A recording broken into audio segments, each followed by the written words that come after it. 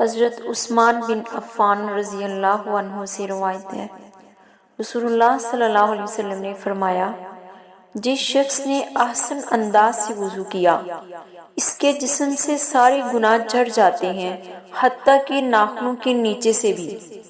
حضرت ابو ہریرہ رضی اللہ عنہ سے روایت ہے، رسول اللہ صلی اللہ علیہ وسلم نے فرمایا، جب مسلمان یا مومن آدمی وضو کرتا ہے، اپنے چہرے کو دھوتا ہے تو وضو کے پانی یا پانی کے آخری قطرے کے ساتھ اس کے چہرے کے تمام گناہ جھڑ جاتے ہیں جو اس نے اپنی آنکھوں سے کیے تھے۔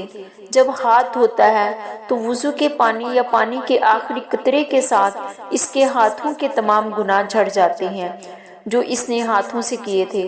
جب پاؤں دھوتا ہے تو اس کے پاؤں کے تمام گناہ جھڑ جاتے ہیں جن کی طرف وہ چل کر گیا۔ وضو کر لینے کے بعد وہ گناہوں سے پاکیزہ ہو کر نکلتا ہے۔ سبحان